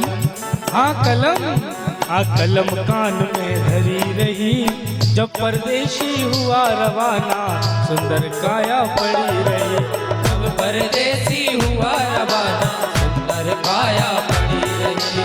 जब परदेसी हुआ रवाना, सुंदर काया पड़ी रही। जब परदेसी हुआ रवाना, सुंदर काया पड़ी रही। एक दिन जाना सबको है। कोई कहे कि महाराज हम कभी नहीं मरेंगे, तो याद रखना कि कितने महारथी इस जग में, कितने महारथी इस जग में आकर चले गए। जो जाने को तैयार न था, पछता पछता कर चले गए। कि कह रहा है आसमां, कह रहा है आसमां, ये सब समा कुछ भी नहीं। और रोती है सबनम नए रंगे जहां कुछ भी नहीं। जिनके महलों में हजारों रंग के फानों से थे, और आज झाड़ उनकी कब्र में है और निशान कुछ भी नहीं। तख्त वालों का पता देते हैं सब निगोर के, तख्त वालों का पता देते हैं सब निगोर के। खोज मिलता तक नहीं, वादे अजान कुछ भी नहीं। इसलिए संत लोग कहते हैं, आगाह अपनी मौत से कोई बसर नहीं। आगाह जानते हैं मरना है, आगाह है अपनी मौत से कोई बसर नहीं। और सामान 100 बरस का और पल की खबर नहीं। सामान 100 बरस का, पल की खबर नहीं। क्या है जीवन? इसलिए किसी संत सदगुरु मिल आए तो उनसे बस यही कहिए, गुरुदेव जीवन का कल्याण कैसे हो। देखिए हम सब परीक्षित जी हैं, हमारी रक्षा भी जब हम माँ के गर्भ में थे, माँ के पेट में थे, तो हमारी रक्षा किसने की 9 महीने? बोलो जरा। 9 महीने हम माँ के गर्भ में थे तो हमें भी प्रभु ने बचाया। वहाँ हमारा भरण पोषण माँ के रूप में रक्त निकाल करके जो पोषण देती रही वो माँ, वो ईश्वर ने माँ का रूप धारण करके हमारी रक्षा की उस गर्भ में। तो हमें दर्शन परमात्मा ने गर्भ में दिया। हम सब परीक्षित हैं और हमें भी 7 दिन मिले हैं जीवन के, जो परीक्षित जी को मिले सप्ताह के ये 7 दिन, रविवार से लेकर शनिवार तक। तो इसलिए महाराज परीक्षित हमको ये 7 दिन ही मिले, इसलिए हे प्रभु अब की बार ये संसार की यात्रा ना करनी पड़े, एक बार भगवान की ओर बढ़ जाएं। इसके लिए हमारे लिए क्या कर्तव्य है? तो कहा देखिए, मृत्यु सुधारने का ग्रंथ है श्रीमद् भागवत। यह किसी श्लोक के साथ में भागवत जी के प्रथम स्कंद की कथा को विश्राम यहाँ सुखदेव जी महाराज ने दिया, और दूसरे स्कंद की कथा का प्रारंभ होता है। उसमें उत्तर दिया है जो हमने श्लोक अभी बताया कि म्रियमाण व्यक्ति के लिए क्या कर्तव्य है। उसमें उत्तर दिया कि तस्मात् भारत सर्वात्मा भगवान ईश्वरो हरि श्रोतव्य कीर्तिव्यश्च स्मृतव्य सता भयम्। म्रियमाण व्यक्ति का तो एक ही कर्तव्य है राजन, कि श्वास श्वास पर कृष्ण भजो, वृथा श्वास जनि खो, ना जाने श्वास की आवन हो ये न हो। इसलिए हर एक श्वास में प्रभु, हर श्वास में हो सुमिरन तेरा, यूं बीत जाए जीवन मेरा। हर एक श्वास में, प्रतिपल, हर क्षण प्रभु आपका स्मरण करते रहे। कर से कर्म करहूं विधि नाना, मन राखूं जहां कृपा निधाना। प्रभु आप जहां ले चलोगे वही चलो, जहां ले चलोगे वहीं मैं चलूंगा, जहाँ ले चलोगे वहीं मैं चलूँगा। जहाँ प्रभु आप चाहे, जैसा भी रखना चाहे, हम भले बुरे हैं बस तेरे हैं। इसलिए कहता हूँ ना लीजिए उसका नाम गिनकर, ना लीजिए उसका नाम गिनकर जो बेहिसाब देता है। माला करते हो, हमने 108 बार भगवान का नाम लिया। हमने कहा 2 माला की 216 बार हमने भगवान का नाम लिया। अरे गिन के नाम ले रहे हो भैया, ना लो नाम गिनकर उनका जो बेहिसाब देते हैं। कभी हिसाब रखते हैं वो आपको देते समय? अगर वो रखने लगे जिस दिन, जैसे आप रखते हो नाम उनका कि कितने बार लिए हमने नाम, प्रभु कभी हिसाब नहीं रखते। जहाँ ले चलोगे वहीं मैं चलूँगा। श्री प्रभु से यही प्रार्थना की, प्रभु तुम्हें छोड़ियो नंद दुलारे, कोई न मीत हमारो, किसके द्वारे जाए पुकारूं, कोई न मीत हमारो। अब तो आकर बाँह पकड़ लो ओ मेरे प्रियतम, तुम हमारे थे प्रभु जी, तुम हमारे हो, तुम हमारे ही रहोगे ओ मेरे प्रियतम। बड़ी सुंदर भगवान से यही आशा और यही हम कामना करते हैं कि हमारा जीवन भी प्रभु आपके सतत स्मरण में, हमारा जीवन ऐसे ही नहीं, सत्कर्म की गति, सत्कर्म दिशा में हम अपना जीवन निकालें। मन बड़ा चंचल होता है, मन कभी देखिए स्थायी नहीं लगता। तो मन को स्थिर रखने के लिए यहाँ पर गुरुदेव सुखदेव जी महाराज ने वर्णन किया राजा परीक्षित को कि जितासनो जित श्वासो जित संगो जितेंद्रिया। सबसे पहले यदि मन को जीतना है तो आसन जीतना पड़ेगा। एक आसन में आप कितनी अधिक देर तक बैठे रह सकते हैं, इसको कहते हैं आसन जीतना। जित आसन, जिस दिन आसन जीत जाओगे, जितनी अधिक देर तक एक आसन में बैठे रहने का अभ्यास हो जाएगा, मन में स्थिरता आने लगेगी, मन यहाँ वहां नहीं भटकेगा। जित संगो जितासनो जित श्वासो, कहा श्वास जीतो। श्वास कैसे जीता? प्राणायाम के माध्यम से। जित संगो जितेंद्रिया, हमारा संग हम जीते, क्योंकि संग का प्रभाव बहुत पड़ता है जीवन में। जैसा हम संगति करेंगे उनके लक्षण हमारे जीवन में आएंगे। संत महापुरुषों के सत्कर्मी व्यक्ति के यदि हम उनके संग रहेंगे, उनका सत्संग करेंगे, तो उनके ही लक्षण सदलक्षण हमारे जीवन में आएंगे। और शराबी कबाबियों का जुआरियों का संग करेंगे तो उनके लक्षण आएंगे। इसलिए संग हमेशा अच्छा करो, संग जीतो। जित जित इंद्रिया, अपनी इंद्रियों पर संयम रखो। तो स्थूले भगवतो रूपे मनः संधारे दिया, मन को जीतने के यही बस में करना है, तो यही मात्र उपाय है। ऐसा श्रेष्ठ उपदेश गुरुदेव सुखदेव जी महाराज राजा परीक्षित को दिए। बड़ी सुंदर ही चतुश्लोकी भागवत का कल पावन प्रसंग और बड़ी ही सुंदर पावन कथा देवादिदेव भगवान महादेव के मां पार्वती के विवाह की, भगवान शंकर शिव पार्वती विवाह की कथा कल हम यहाँ से श्रवण करेंगे। तो कल आज कथा का विश्राम, और कल जो है समय 1 बजे आप सभी लोग यहाँ मंच प्रांगण में पहुंचे। और आज आइए हम सब मिलकर भगवान नाम कीर्तन करते हैं, उसके बाद मंगलमय हम प्रभु की आरती करेंगे। श्री राधे। बोलो वृंदावन बिहारी लाल की जय। आप सभी भगवत भक्तों को एक सूचना, शिव शक्ति सेवा कामधेनु गौ सेवा संस्थान में सहयोग राशि प्रकल्प रखा गया है।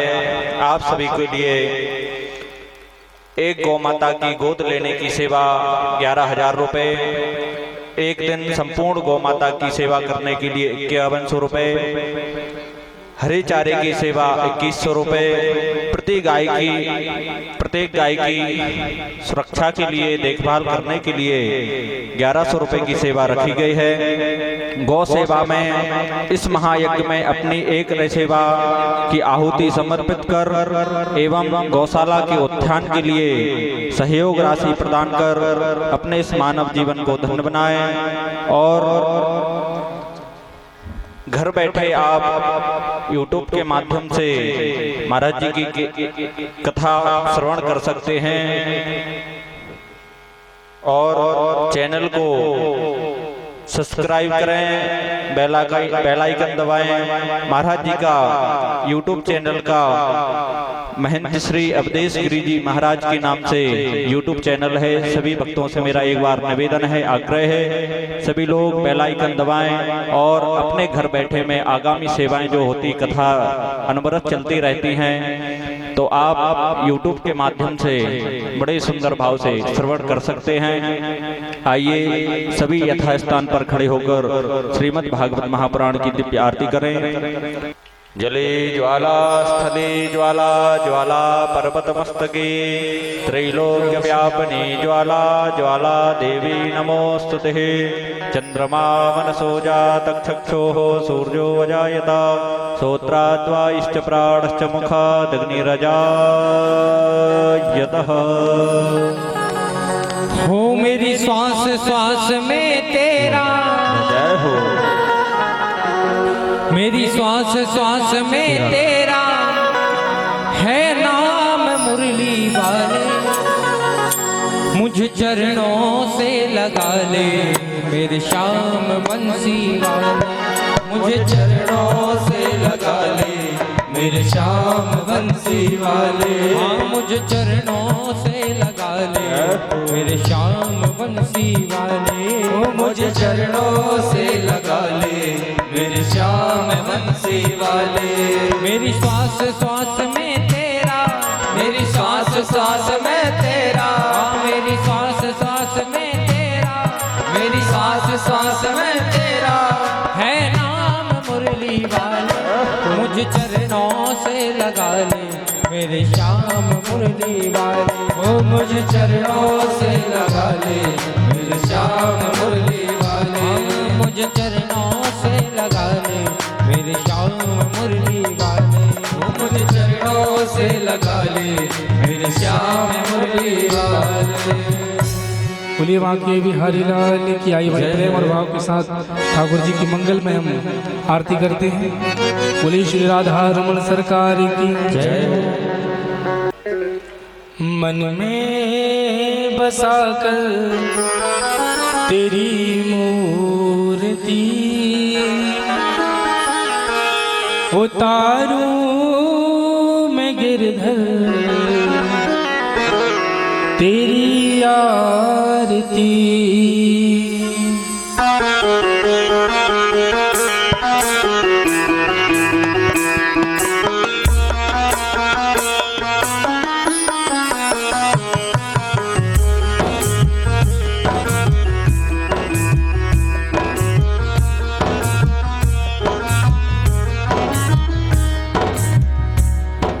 मन में बसा कर तेरी मूर्ति, मन में बसा कर तेरी मूर्ति, मन में बसा कर तेरी मूर्ति, मन में बसा कर तेरी मूर्ति उतारूं मैं गिरधर तेरी आरती।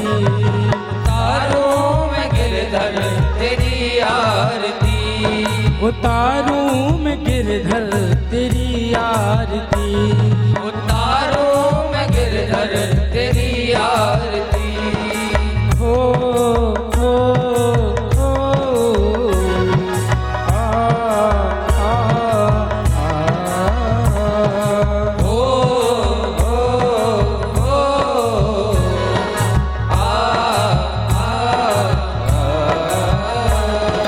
जिसने तेरा नाम लिया उसके जगह भाग, सोते हुए जीवन से अब तो प्राणी जाग। जिसने तेरा नाम लिया उसके जगह भाग, सोते हुए जीवन से अब तो प्राणी जाग। हो जिसने तेरा नाम लिया उसके जगह भाग, सोते हुए जीवन से अब तो प्राणी जाग। जिसने तेरा नाम लिया उसके जगह भाग, सोते हुए जीवन से अब तो प्राणी जाग। कम है जिंदगी कर लो बंदगी, कम है जिंदगी कर लो बंदगी। कम है जिंदगी कर लो बंदगी।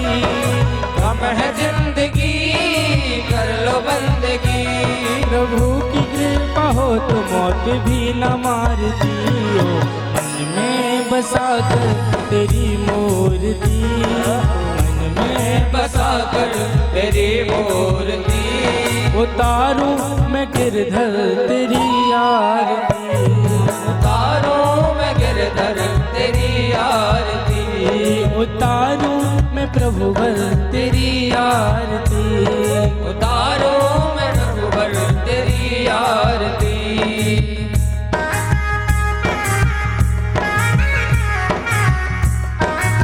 बोलो बाकी बिहारी लाल की जय हो।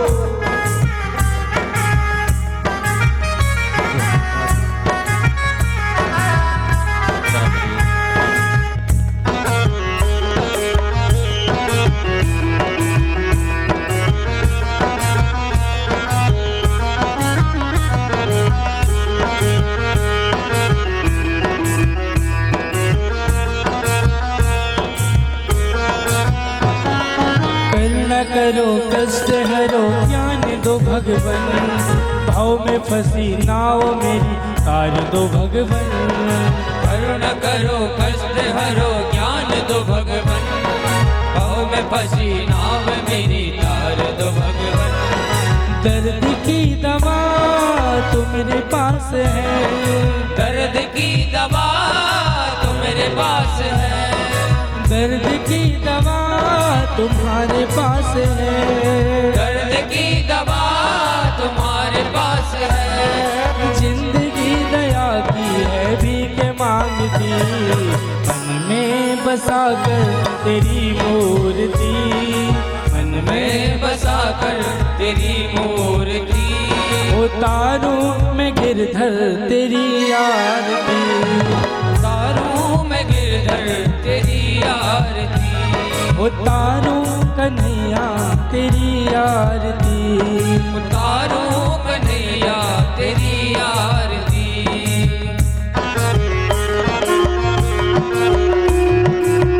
ये राधा रमन सरकार की, अरे जरा ताली बजा लो।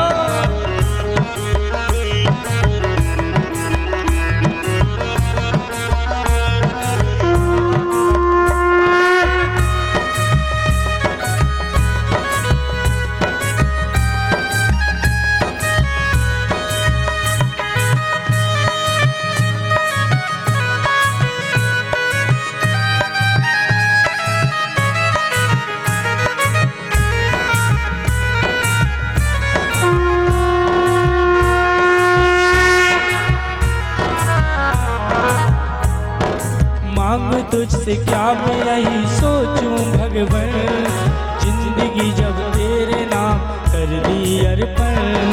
मांग तुझसे क्या मैं यही सोचूं भगवन, जिंदगी जब तेरे नाम कर दी अर्पण। हाँ मांग तुझसे क्या मैं यही सोचूं भगवन, जिंदगी जब तेरे नाम कर दी अर्पण। मांग तुझसे क्या मैं यही सोचूं भगवन, जिंदगी जब तेरे नाम कर दी अर्पण। सब कुछ तेरा कुछ नहीं मेरा, सब कुछ तेरा कुछ नहीं मेरा, हाँ सब कुछ तेरा कुछ नहीं मेरा, सब कुछ तेरा कुछ नहीं मेरा। और चिंता है तुझको प्रभु संसार की, मन में बसा कर तेरी मूर्ति, मन में बसा कर तेरी मूर्ति। उतारूं मैं गिरधर तेरी आरती, उतारूं मैं गिरधर तेरी आरती, उतारूं मैं प्रभुवर तेरी आरती, उतारूं मैं गिरधर तेरी आरती।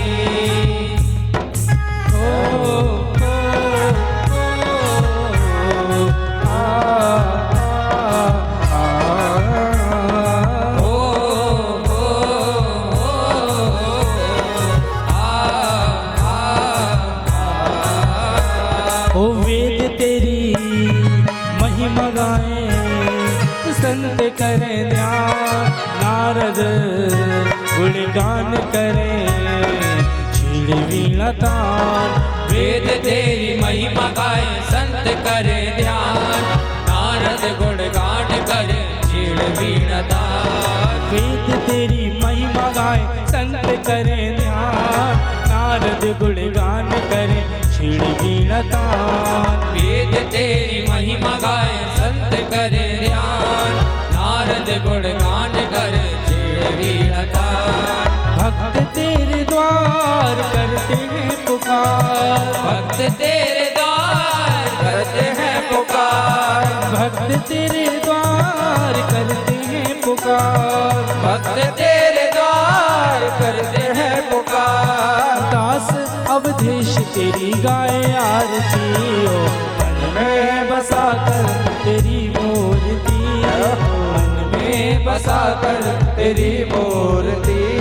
उतारूं कन्हैया तेरी आरती, उतारो कन्हैया तेरी आरती, उतारूं मैं प्रभुवर तेरी आरती, उतारो मैं रघुवर तेरी आरती। हाँ तेरी आरती, ओ तेरी आरती। हो तेरी आरती, हो तेरी आरती, हाँ तेरी आरती। उठा लीजिए दोनों हाथ और ताली सेवा करते हुए। कर्पूरे गौरम करुणावतारम हृदयारवन्दी भवं भवानी सहितं नमामि। मंदारी माला चकुलतालिकाए कपाले मालांकित शेखराय दिगंबराय च दिगंबराय नमः शिवाय ओम नमः शिवाय। त्वमेव माता च पिता त्वमेव बन्धु सखा त्वमेव त्वमेव विद्या द्रविणं त्वमेव त्वमेव सर्वं मम देवदेव। गुरुर्ब्रह्मा गुरुर्विष्णु गुरुर्देवो महेश्वरा गुरुर्साक्षात् परब्रह्म तस्मै श्री गुरवे नमः। अच्युतं केशवं राम नारायणं कृष्ण दामोदरं वासुदेवं हरि श्रीधरं माधवं गोपिकावल्लभं श्रीधरं माधवं गोपिकावल्लभं जानकी नायकं रामचन्द्रं हरे रामैया ऐसी तो बही रे जैसे बह रही जादूदा की तार रे नर्मदा मैया ओ। सबके संकट दूर करेंगी, सबके संकट दूर करेगी। हे बरसाने वाली। क्या करना है? बजाओ बजाओ बजाओ ना, बजाओ राधा नाम की ताली, बजाओ राधा नाम की ताली, बजाओ कृष्ण नाम की ताली, बजाओ कृष्ण नाम की ताली। सबके संकट दूर करेंगी, सबके संकट दूर करेगी। हे बरसाने वाली। बजाओ बजाओ बजाओ राधा नाम की ताली, बजाओ राधा नाम की ताली, बजाओ राधा नाम की ताली, बजाओ राधा नाम की ताली। काली कमली वाला मेरा यार है। भक्ति के साथ झूमते हुए जो मेरे ठाकुर को अपना यार समझता है उससे रिश्ता बनाकर, और एक बार दोनों हाथ ऊपर करके जोरदार ताली लगाएं। भागवत में आए हो भैया हाथ उठा लेना, जरा हाथ उठा दोनों जोर लगा उन्हें ऐसे मिला लेना। अरे ओ भैया जी जरा ताली बजा लेना, ओ भैया जी जरा ताली बजा देना। अरे ओ मैया जी जरा ताली बजा लेना। अरे ओ भैया जी जरा ताली बजा देना। उनके हाथों में लग जाए ताला वाला सवा मन वाला, जो कान्हा जी की ताली न बजाए। के हाथों में लग जाए ताला, अलीगढ़ वाला सवा मन वाला, जो मैया जी की ताली न बजाए। जो कान्हा जी की ताली न बजाए, जो कान्हा जी की ताली न बजाए, जो राधा जी की ताली न बजाए, जो कान्हा जी की ताली न बजाए। उनके पैरों में उनके पैरों में लगे जाए ताला, सवा मन वाला छिंदवाड़ा वाला, जो कान्हा जी को नाच के ना दिखाए। उनके पैरों में लग जाए ताला, अलीगढ़ वाला सवा मन वाला, जो कान्हा जी की ताली न बजाए। अरे काली कमली वाला मेरा यार है, मेरे मन का मोहन तू दिलदार है। ओ काली कमली वाला मेरा यार है, तेरे मन का मोहन तो दिलदार है। तू मेरा यार है मेरा दिलदार है, तू मेरा यार है मेरा दिलदार है। ओए ओए ओए ओए काली कमली वाला मेरा यार है,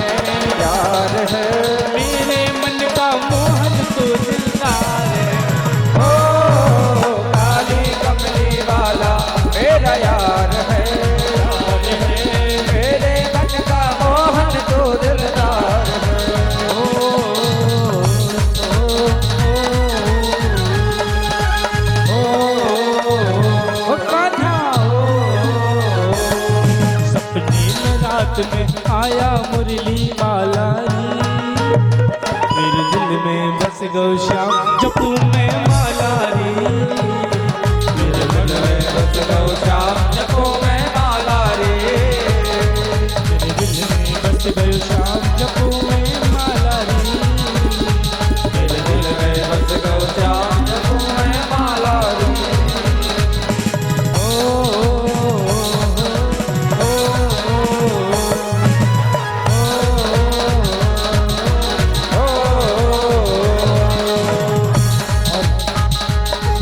कल हमने बताए थे कान्हा जी, आज आप बताएंगे। एक मिनट भैया, म्यूजिक बंद, स्टार्ट। कल हमने बताया था ना कान्हा जी क्या, कि एक तो तेरे होंठ पतले, अब उसके आगे की लाइन आप गा के सुनाए।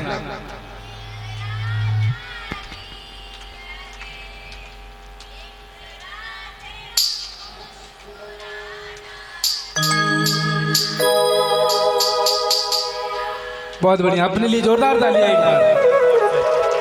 एक तो तेरे होंठ पतले, दूसरा लाली लगी, एक तो तेरे होंठ पतले, दूसरा लाली लगी, एक तो तेरे होंठ पतले, दूसरा लाली लगी, एक तो तेरे होंठ पतले, दूसरा लाली लगी, और तीसरा तीसरा तीसरा तेरा मुस्कुराना दीवाना हो गया, तीसरा तेरा मुस्कुराना दिल दीवाना हो गया, सावली सूरत पे मोहन दिल दीवाना हो गया, मेरी सूरत में मोहन दिल दीवाना हो गया, दीवानी बन जाऊंगी, मस्तानी बन जाऊंगी, दीवानी बन जाऊंगी, मस्तानी बन जाऊंगी, मैं कान्हा की दीवानी बन जाऊंगी, कान्हा की दीवानी बन जाऊंगी, कान्हा की दीवानी बन जाऊंगी, कान्हा की दीवानी बन जाऊंगी, कान्हा मेरो यमुना नहावे मैं मछली बन जाऊं, कान्हा मेरो यमुना नहावे मैं मछली बन जाऊं, चरणों से मैं ऐसे लिपटूं जीवन सफल बनाऊं, चरणों से मैं ऐसे लिपटूं जीवन सफल बनाऊं, कहानी बन जाऊंगी, कहानी बन जाऊंगी, कहानी बन जाऊंगी, कहानी बन जाऊंगी, कहानी बन जाऊंगी, कहानी बन जाऊंगी, कहानी बन जाऊंगी, कहानी बन जाऊंगी, कान्हा की दीवानी बन जाऊंगी, कान्हा की दीवानी बन जाऊंगी, मैं कान्हा की दीवानी बन जाऊंगी, कान्हा की दीवानी बन जाऊंगी, आपके श्री चरणों में उम्र कट जाए सारी, आपके श्री चरणों में उम्र कट जाए सारी, आपके श्री चरणों में उम्र कट जाए सारी, आपके श्री चरणों में उम्र कट जाए सारी, जिधर भी देखूं जिसे जिधर देखूं जिसे युगल छवि श्याम तिहारी, आपके श्री चरणों में उम्र कट जाए सारी, आपके श्री चरणों में उम्र कट जाए सारी, हरे राम राम राम हरे हरे, हरे राम हरे राम राम हरे हरे, हरे कृष्ण कृष्ण हरे हरे, हरे राम राम राम हरे हरे, हरे कृष्णा कृष्ण कृष्ण